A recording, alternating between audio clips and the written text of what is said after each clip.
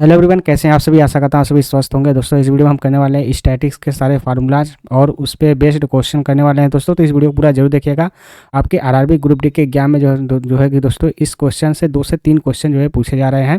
तो आप इस वीडियो को पूरा जरूर देखिएगा, आपका जरूर फायदा मिलने वाला है आपके अपकमिंग एग्जाम के लिए। ठीक है, वो किसी भी एग्जाम, कोई भी एग्जाम हो सकता है दोस्तों आपका, जिसमें भी स्टैटिक्स पूछा जाता है आपके सारे जो है कि यहाँ पे फार्मूलाज उससे कवर किए जाएंगे। तो इस वीडियो को पूरा जरूर देखिएगा और हमारे चैनल पर नए हैं तो इस चैनल को जरूर सब्सक्राइब कीजिएगा दोस्तों, और इस वीडियो को लाइक करिएगा और अपने दोस्तों के साथ जरूर शेयर कीजिएगा। चलिए देख लेते हैं। पहले यहाँ पे अगर हम बात करें दोस्तों यहाँ पे मैग्नीट्यूड की, तो स्टैटिक्स में जैसे कि मैग्नीट्यूड अगर आपको से पूछ दिया मैग्नीट्यूड कैसे, तो यहाँ पे दिया गया है मैग्नीट्यूड निकालने का फॉर्मूला। यहाँ पे अगर हम देखें तो मैग्नीट्यूड को पहले तो एच से डिनोट करते हैं। एच बराबर होता है L2 माइनस L1। अब L2 क्या होता है, तो L2 होता है आपका अपर लिमिट, आपका क्लास इंटरवल। ठीक है, तो इसको हिंदी में कहते हैं वर्ग अंतराल का ऊपरी सीमा। जैसे भी कोई भी वर्ग अंतराल दिया है, जैसे कि 0 से 5 दिया है, 5 से 10 दिया है, 10 से 15 दिया है। ठीक है, तो इसका जो है कि इसके अंदर का मैग्नीट्यूड आपको 5 हो जाएगा, इसका जो है कि 5 हो जाएगा। तो यही होता है L2 माइनस L1। ठीक है, ये हो जाएगा आपका। तो यहाँ से जो है कि इसको निकाल सकते हैं। और इसके बाद दोस्तों यहाँ पे मिड वैल्यू भी आपका जो है कि पूछ देता है कभी कभी, मिड वैल्यू बताइए। तो मिड वैल्यू भी आप निकालना जो है कि यहाँ पे आना चाहिए, क्योंकि इसका भी यूज होता है आपका क्वेश्चन में। तो मिड वैल्यू का अगर करें तो आपका हो जाएगा हायर प्लस लोअर बाई 2।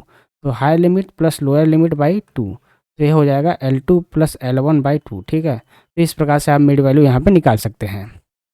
चलिए देख लेते हैं नेक्स्ट। यहाँ आप देख सकते हैं नेक्स्ट है आपका अर्थमेटिक मीन, और इसी को जो है कि आप दोस्तों मीन कहा जाता है, या अर्थमेटिक मीन ही होता है आपका। ठीक है, और यहाँ पे अगर हम बात करें इसके फार्मूलाज के, तो ये होता है आपका टोटल नंबर का सम अपान कितने नंबर है उससे भाग दे देंगे, तो ये आपका निकल के आ जाएगा। जैसे कि यहाँ पे संख्याएं हैं, दिया गया है x1 x2 x3 dot dot dot xn, और ये कितने हैं टोटल पर, तो n है। तो इनको सभी को जोड़ के कितनी संख्याएं उससे भाग दे दें कि आपका क्या निकल के आएगा, मीन जो है कि निकल के आ जाएगा। और मीन को किससे डिनोट करते हैं, x बार से जो है कि डिनोट करते हैं।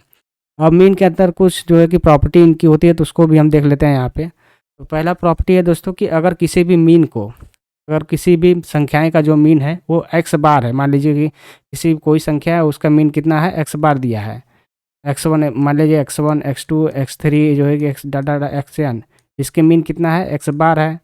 फिर कह रहा है कि जब इसमें कह रहा है कि सभी का जो मीन होता है, ठीक है, इस मीन से इनका सभी का डिफरेंस जो होगा आपका, जब इसको घटाएंगे तो इनका फिर सम करेंगे तो क्या आएगा, हमेशा हमेशा आपका 0 आएगा। ठीक है, तो इनका डिफरेंस का सम हमेशा क्या होता है दोस्तों, 0 होता है। ये होता है आपका प्रॉपर्टी नंबर 1। ठीक है, तो फिर इसके बाद दोस्तों अगर हम दूसरी प्रॉपर्टी की बात करें, तो इसमें दूसरी प्रॉपर्टी आपकी है, कह रहा है जो है कि मान लीजिए कि किसी भी संख्या का, मान लीजिए कि x1 है, x2 है और x3 है, ये सब संख्याएं दिया है आपका डॉट डॉट xn, और इसका क्या दे दिया है, मीन x बार दे दिया है। जब इसमें हम सभी संख्याओं में प्लस a करेंगे, सभी संख्याओं में अगर प्लस a करेंगे तो आपका मीन कितना हो जाएगा, a भी आपका x प्लस a हो जाएगा। ठीक है, तो डायरेक्ट आप यहाँ पे निकाल सकते हैं। जैसे कि आपको क्वेश्चन में दे दिया कि इतनी संख्याएं हैं और इनका मीन जो है कि इतना है, फिर उसके बाद कह रहा है कि जब सभी संख्याओं में 10 बढ़ा दिया जाता है तो आपका मीन कितना हो जाएगा, तो आपका सीधे क्या हो जाएगा, मीन 10 बढ़ जाएगा। तो वहाँ से आप जो कि डायरेक्ट वहाँ पे निकाल सकते हैं। ठीक है, तो ये यहाँ पे यूज़ होता है इसका सेकंड प्रॉपर्टी का। फिर इसके बाद थर्ड प्रॉपर्टी वही है दोस्तों कि सभी मीन में से, सभी संख्याओं में से अगर हम ए घटा दें, सभी संख्याओं में से क्या करते हैं, अगर हम ए घटा देते हैं तो क्या हो जाएगा, आपका मीन में से भी आपका क्या हो जाएगा, x माइनस ए हो जाएगा। ठीक है, मीन में से भी x बार माइनस ए हो जाएगा, आपका क्या हो जाएगा, x बार माइनस ए। इसके बाद चौथी अगर प्रॉपर्टी यहाँ पे देखें दोस्तों, चौथी प्रॉपर्टी है कि सभी संख्याओं में अगर हम a से गुणा कर दे तो आपका क्या हो जाएगा, x बार में भी आपका a से गुणा हो जाएगा, मतलब माध्य में भी आपका क्या हो जाएगा, x से गुणा हो जाएगा। इसी प्रकार से यहाँ पे पाँचवीं प्रॉपर्टी है, सबसे सभी संख्या हम क्या करेंगे, अब अगर सबसे सभी में क्या करते हैं, भाग दे देते हैं, तो क्या हो जाएगा आपका, माध्य में भी आप यहाँ पे देख सकते हैं भाग हो जाता है। ठीक है, तो आप वहाँ पर डायरेक्ट करके निकाल सकते हैं। तो ये हो जाएगा आपका 5 प्रॉपर्टी, और इसको जो है कि ज़रूर आपको याद रहना चाहिए मीन का। ठीक है, चलिए देख लेते हैं। तो यहाँ पे हो जाएगा आपका मीन। तो मीन क्या होता है दोस्तों, मीन होता है sum of observation upon total number of observation. ठीक है, तो होता है सभी प्रेक्षणों का योग अपान सभी प्रेक्षणों की संख्या। तो ये होता है आपका माध्य का फार्मूला। ठीक है आपका। इसके बाद दोस्तों यहाँ पे दिया गया है, जैसे कि डाटा दिया, उदाहरण के लिए हम देख लेते हैं। और यहाँ पे दिया गया है डाटा 3 4 5 5 8 9 9 9 13 15 का जो है कि आपका माध्य कितना होगा, तो क्या हो जाएगा, सभी का सम कर लेंगे। अब सम करने के लिए सम आप जैसे जिस प्रकार से कर सकते हैं यहाँ पे। ठीक है, आपको सिर्फ सम करना है। तो क्या हो जाएगा, जैसे 4 4 3 7 5 12, 12 5 17, 17 8 25 हो जाएगा, 25 प्लस 9 करेंगे तो 34 हो जाएगा, 34 प्लस 9 करेंगे तो आपका कितना हो जाएगा 43, 43 प्लस 9 52, और 52 यहाँ पे हो जाएगा, प्लस 13 करेंगे तो कितना हो जाएगा 65 हो जाएगा, 65 प्लस 15 करेंगे तो कितना हो जाएगा दोस्तों 80 हो जाएगा। ठीक है, तो ये इनका टोटल सम कितना आ जाएगा 80, और संख्याएं कितना है 1 2 3 4 5 6 7 8 9 10, 10 संख्याएं हैं। तो एक्स बार के अंदर निकल जाएगा दोस्तों, आपका एक्स बार आ जाएगा, आपका मतलब मीन आ जाएगा। ठीक है, एक्स बार को किसी मीन को किसी डिनोट करते हैं एक्स बार से, तो आपका मीन कितना आ जाएगा 8। तो ये हो जाएगा, इस प्रकार से आप यहाँ पे निकाल सकते हैं मीन। तो ये हो जाएगा आपका माध्य निकालने का फार्मूला। ठीक है, और माध्य इसी प्रकार से आप निकाल सकते हैं। इसके बाद जो है कि आप वर्ग वाले का, जैसे कि यहाँ पे दिया है, इसका आप माध्य कैसे निकाल सकते हैं।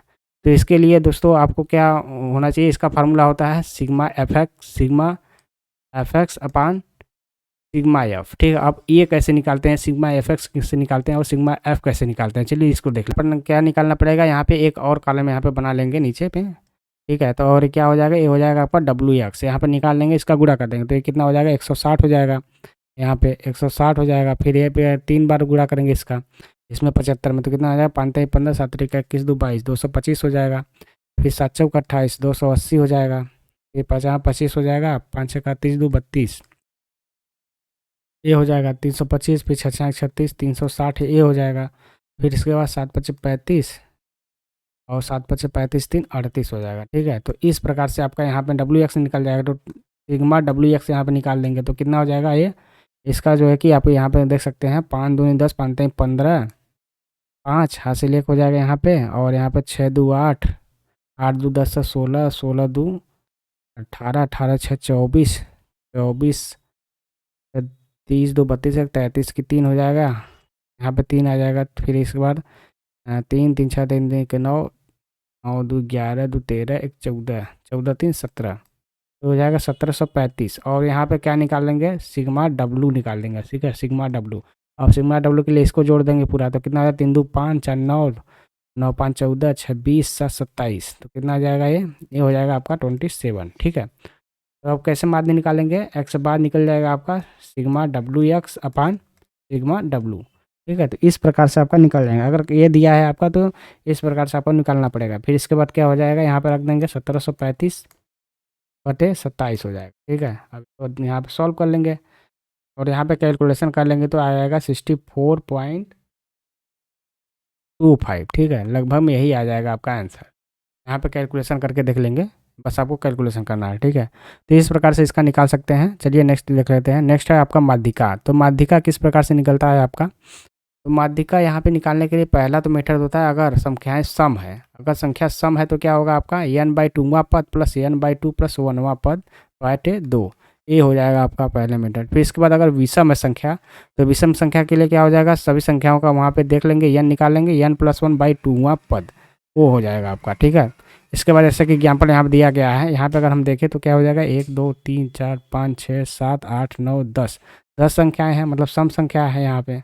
तो क्या हो जाएगा n/2वां पद प्लस n/2 प्लस 1वां पद। ठीक है, बाई 2 यहाँ निकाल लेंगे तो n/2 मतलब क्या हो जाएगा 5वां पद, 1 2 3 4 5, 5वां पद 8 हो जाएगा। फिर इसके बाद n/2 प्लस 1वां पद 9 हो जाएगा, यहाँ पे बाई 2 कर देंगे तो 9 8 17 बटे 2 बराबर कितना आ जाएगा 8.5। ठीक है, तो इस प्रकार से आप निकाल सकते हैं। इसके बाद यहाँ पे देख सकते हैं इसमें जो है कि सेकंड एग्जांपल में आपका 1 2 3 4 5 6 7 8 9 10 11, 11 जो है कि 11 पद दिए गए हैं, तो इसमें क्या हो जाएगा आपका, हो जाएगा आपका जो कि 11 इवन ऑड है, 8 संख्या है, तो क्या हो जाएगा आपका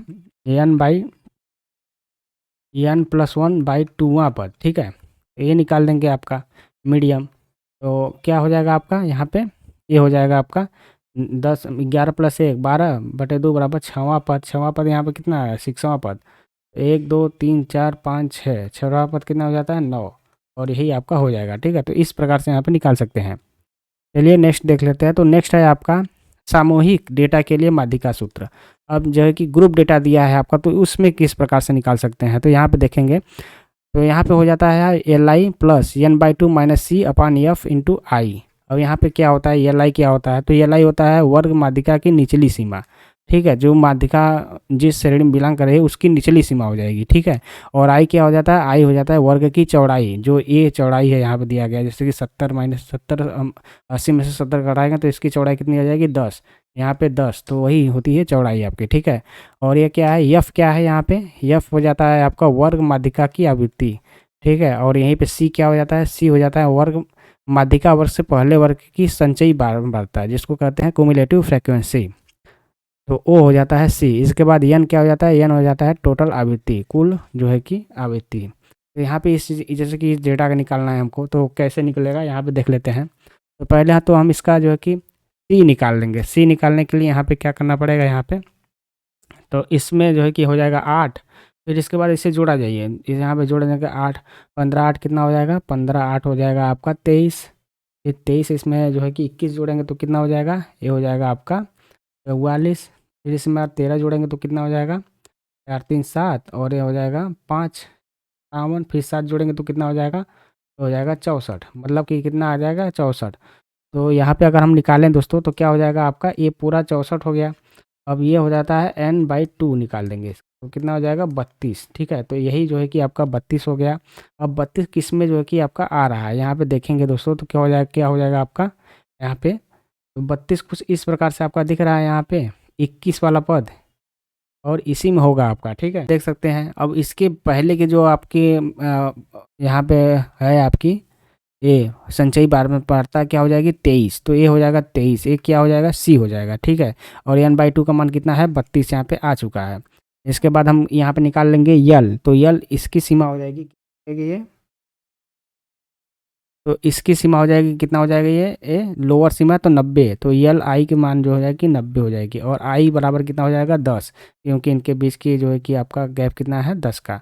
तो ये हो जाएगा। अब इसको क्या रख देंगे, हम रख देंगे यहाँ पे जो है कि अपना उसमें, और यहाँ पे कर रहा है कि यफ, अभी यफ निकालना है तो हम यफ हो जाएगा आपका 21।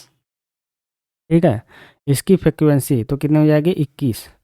तो यहाँ पे हो गया, सभी चीज़ मालूम हो गया। अब हम क्या रख देंगे, फार्मूला रख देंगे तो कितना हो जाएगा 90 प्लस यल आई n/2, n/2 कितना है 32, माइनस सी कितना है 23 है, अपान कितना है, अपान यफ कितना है 21 इंटू 10। ठीक है, बस इसको सॉल्व कर लेंगे दोस्तों, आपका जो है कि आंसर आ जाएगा। ठीक है, तो इस प्रकार से यहाँ पर निकाल सकते हैं।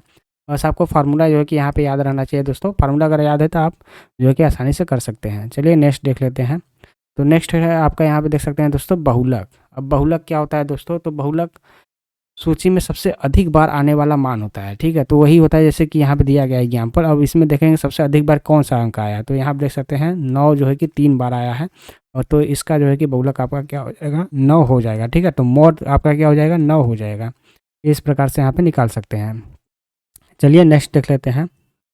तो नेक्स्ट है आपका दोस्तों, यहाँ आप देख सकते हैं। अब जैसे कि ग्रुप डेटा दिया है तो उसका जो है कि बहुलक आपका इस प्रकार से निकाल सकते हैं। तो यहाँ पे देख सकते हैं, यहाँ पे देखेंगे तो चलिए देख लेते हैं। तो यहाँ पे दिया गया है आपका सूत्र जो है कि यहाँ पे फार्मूला पहले याद कर लेंगे। तो जेड बराबर क्या होता है, जेड जो है कि आपका हो जाएगा बहुलक L1 plus F1 minus F0 upon 2 F1 minus F0 minus F2 into I. ठीक है, तो यहाँ पे जानेंगे कि पहले तो जेड होता है आपका बहुलक का मान। ठीक है, यल क्या होता है lower limit of the class, क्या हो जाएगा मॉडल क्लास की निचली सीमा। ठीक है, और F1 क्या हो जाएगी frequency of the model class, model class की आवृत्ति हो जाएगी। ठीक है, F0 क्या हो जाएगी frequency of the pre model class, मतलब कि पूर्व मॉडल वर्ग की आवृत्ति हो जाएगी। इसके बाद F2 क्या हो जाएगा अगले उच्च वर्ग या उत्तर मॉडल की आवृत्ति, मतलब कि क्या हो जाएगा आपका frequency of the next higher class and post modal class. और आई क्या हो जाएगी मॉडल साइज का आकार। ठीक है, तो समूह के आकार का हो जाएगा मॉडल समूह का आकार, size of the model group, मतलब कि ये हो जाएगा आई आपका, वही जो है कि आपकी मॉडल समूह का आकार हो जाएगा। ठीक है, तो इस प्रकार से यहाँ पे देख सकते हैं। तो चलिए देख लेते हैं। तो यहाँ पे ये आपको दिया गया है, तो इसमें जो है कि अगर हम देखें तो सबसे अधिक बार पहले फ्रिक्वेंसी देखेंगे कहाँ पे आ रही है, तो यहाँ पे हो जाएगा 30। ठीक है, तो ये हो जाएगा आपका। अगर हम इसमें देखें तो आपका ये तो F1 हो गया, F0 ए हो जाएगा, और F2 हो जाएगा ए। ठीक है, तो यहाँ पे आपको F का सभी मालूम हो गया। इसके बाद यल क्या हो जाएगा, ये हो जाएगा यल। ठीक है, ये हो जाएगा आपका यल। फिर इसके बाद आपका आई निकालना है, तो आई इसका आई के लिए इसका जो कि बीच का देख लेंगे तो कितना है 20 है, और सभी चीज़ मालूम हो गया। अब क्या करेंगे, हम फार्मूला में रख देंगे। तो Z बराबर L1 क्या हो जाएगा 50 प्लस F क्या होता है F1 minus F0 30 minus 22 upon 2F1 60 minus F0 minus F2 22 minus 20 into I कितना हो जाएगा 20। ठीक है, बस अब इसको क्या कर देंगे दोस्तों, सॉल्व कर देंगे। प्लस 50 हो जाएगा, प्लस इसमें से जो है कि इसको घटा देंगे तो कितना हो जाएगा 8 हो जाएगा ये, और यहाँ पे हो जाएगा 42 माइनस 60 करेंगे तो ये 18 हो जाएगा। ठीक है, इंटू 20। बस क्या करेंगे दोस्तों, इसको अब हम सॉल्व कर देंगे, आराम से आपका आंसर आ जाएगा। 9 9 81 होता है, मतलब कि उससे कम होगा तो 8 9 72 हो जाएगा, और यहाँ पे 8 बचेगा, दशमलव लगा फिर शून्य लगा फिर 8.8, मतलब कि 58.8 के लगभग आपका आ जाएगा। यही आपका मोड हो जाएगा, मोड। ठीक है, या बहुलक जिसको कर, वो आपका निकल के आ जाएगा। तो इस प्रकार से यहाँ पे निकाल सकते हैं दोस्तों, आसान है। बस आपको फार्मूला याद रहना चाहिए और क्या क्या दिया है उसमें उसका सबका जो है कि मान पता रहना चाहिए कि किस प्रकार से निकालते हैं उसको। ठीक है, ग्रुप डेटा में, और वैसे तो आसानी रहता है रेगुलर डेटा में। तो चलिए देख लेते हैं अगला। अगला है आपका दोस्तों, यहाँ आप देख सकते हैं रेंज। तो रेंज क्या होता है यहाँ पे, अगर हम रेंज की बात करें दोस्तों तो क्या होता है, परास इसको कहते हैं हिंदी में, और ये होता है अधिकतम मान माइनस न्यूनतम मान, maximum value minus minimum value. जैसे यहाँ पे अगर हम देखें इस डेटा का, तो इस डेटा का आपको अगर रेंज निकालना हो तो क्या हो जाएगा, सबसे कम वैल्यू यहाँ पे कौन सी है, तो यहाँ पे 3 हो जाएगी, और सबसे अधिक वैल्यू यहाँ पे 15 हो जाएगी। तो क्या हो जाएगा 15 माइनस 3 बराबर 12। तो ये हो जाएगा आपका जो है कि रेंज। ठीक है, इस डेटा का। इसी प्रकार से इसका अगर हम रेंज निकालते, इसमें सबसे सबसे जो है कि आपका छोटा क्या हो जाएगा 10 हो जाएगा, और सबसे बड़ा 130। 130 में से 110 घटा देंगे तो 120 हो जाएगा आपका रेंज। इस प्रकार से यहाँ पे निकाल सकते हैं। तो चलिए नेक्स्ट देख लेते हैं। तो नेक्स्ट है आपका दोस्तों यहाँ पे कोफिशिएंट ऑफ रेंज, परास का गुणांक कैसे निकालते हैं। ये होता है आपका हायर माइनस लोअर अपन हायर प्लस लोअर। जैसे कि यहाँ पे अगर हम उदाहरण से लेकर देखें दोस्तों, यहाँ पे डेटा दिया है आपका, तो इसमें लोअर तो ये 20 है और हायर कितना है 180, और इससे आपको अगर रेंज पूछेगा तो कितना हो जाएगा, रेंज आपका आ जाएगा दोस्तों 180 माइनस 20 बराबर 160। ये तो रेंज आ गया। अगर सी आर निकालना है आपको, कोफिशिएंट ऑफ रेंज, तो सी आर से डिनोट करते हैं कोफिशिएंट ऑफ रेंज को। ये कितना हो जाएगा higher minus lower H minus L upon H plus L. ठीक है, तो कितना हो जाएगा, एच माइनस एल तो 160 आया है, अपान एच प्लस एल कितना हो जाएगा आपका 200। ठीक है, और इसको हम देख लेंगे तो कितना आ जाएगा ये 0.8। यही हो जाएगा आपका आंसर। ठीक है, तो इस प्रकार से यहाँ पे निकाल सकते हैं। इसके बाद यहाँ पे देख सकते हैं, यहाँ पे जो कि आपका दिया गया है, इस प्रकार से अगर डेटा दिया है तो आप इस प्रकार से जो है कि परास और परास गुणांक कैसे निकाल सकते हैं, रेंज और कोफिशिएंट ऑफ रेंज कैसे निकाल सकते हैं इसका। तो यहाँ पे अगर हम देखें दोस्तों, तो आपको सिर्फ ऊपर वाले से मतलब है, नीचे वाले से आपको नहीं मतलब है। ठीक है, तो ऊपर में सबसे छोटी वैल्यू कितना है 10 है, और सबसे बड़ी वैल्यू कितना है 35। तो आपका रेंज निकल के आ जाएगा 35 माइनस 10 कितना हो जाएगा 25। इसी प्रकार से आप कोफिशिएंट ऑफ रेंज निकाल सकते हैं। ये कितना हो जाएगा आपका 25 बटे 25 प्लस 35 प्लस 10 45, और कितना आ जाएगा 50 25 5 9 45 दे देंगे दोस्तों, तो कितना हो जाएगा, ये हो जाएगा 9 25 45, और दशमलव लगा कर 9 25 45। इसी प्रकार से जाता रहेगा, तो ये हो जाएगा दोस्तों 0.56 के आसपास ये हो जाएगा। ठीक है, तो इस प्रकार से यहाँ पे हो जाएगा। और ये दिया है डेटा, इसमें अगर हम निकालें दोस्तों आपका परास गुणांक और परास यहाँ पे रेंज निकालेंगे। अगर पहले तो रेंज निकाले तो कितना हो जाएगा, रेंज आपका सबसे छोटी वैल्यू 10 है और सबसे बड़ी वैल्यू कितनी है 70। तो ये हो जाएगा आपका रेंज कितना हो जाएगा 70 माइनस 10 बराबर 60 आ जाएगा। ठीक है, इसी प्रकार से कोफिशिएंट ऑफ रेंज कितना हो जाएगा सी आर होता है हायर माइनस लोअर अपान हायर प्लस लोअर। ये कितना हो जाएगा 60 बटे 60 प्लस 10 80, 70 प्लस 10 80। ये हो जाएगा आपका 3 बटे 4। ठीक है, 7 चौका 28 5 चौका 20, मतलब 0.75 आ जाएगा। कितना आ जाएगा दोस्तों 0.75। तो इस प्रकार से यहाँ पे निकाल सकते हैं इसका। दोस्तों यहाँ आप देख सकते हैं एम्पिरिकल रिलेशन। अब ये क्या होता है, ये होता है तीनों चीज़ों में जो है कि क्या रिलेशन होता है, जैसे कि मोड बराबर 3 मीडियन माइनस 2 मीन। और इस पर जो है कि बेस्ट क्वेश्चन बचते हैं दोस्तों, आसानी से हमसे मतलब कि थियोरेटिकल क्वेश्चन आ जाता है आपका बनाने के लिए।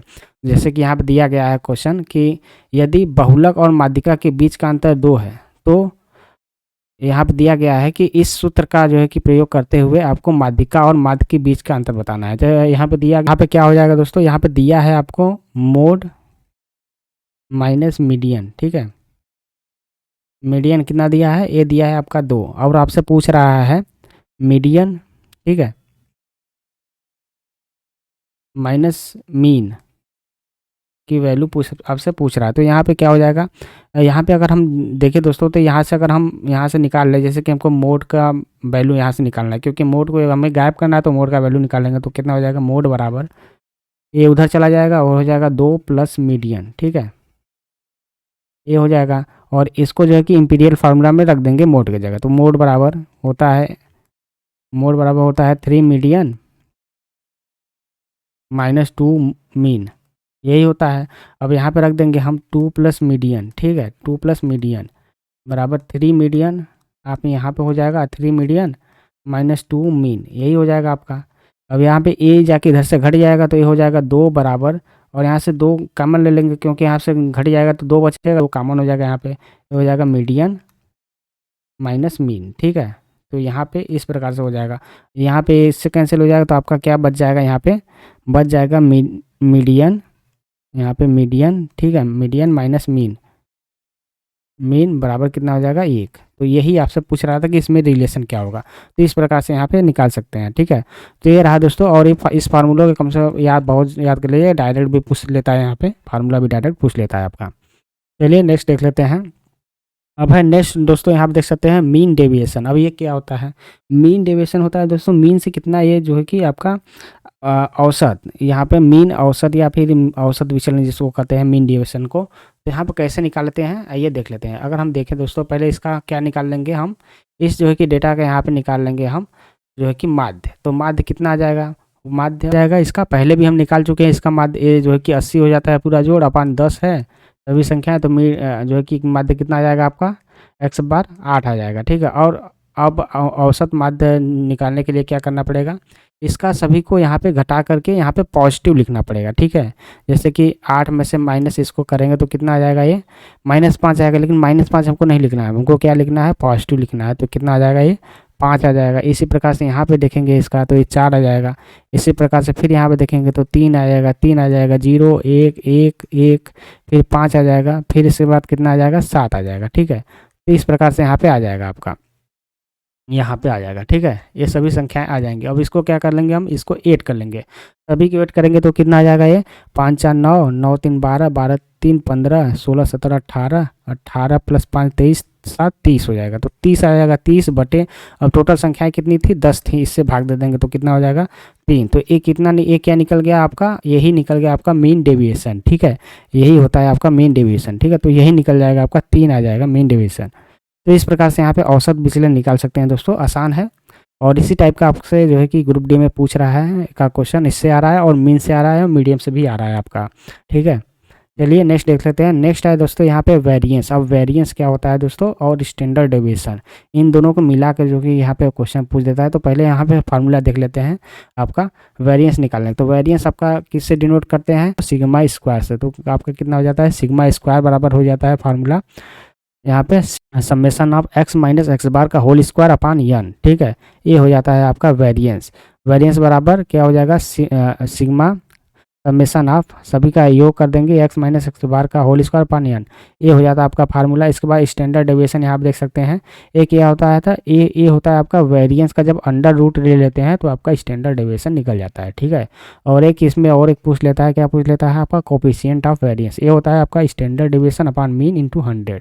तो आपका यहाँ पे क्या हो जाएगा, कोफिशिएंट ऑफ वेरिएंस बराबर क्या हो जाएगा दोस्तों, ये हो जाएगा आपका standard deviation upon mean into 100, ठीक है। तो इस प्रकार से यहाँ पे निकाल सकते हैं तीनों। तो इस प्रकार से अगर चलिए निकाल सकते हैं। और अगर हम देखें दोस्तों इस पे क्वेश्चन का, तो यहाँ पे देख सकते हैं क्वेश्चन दिया गया है और इसी से हम समझेंगे कि आप तीनों किस प्रकार से निकाल सकते हैं।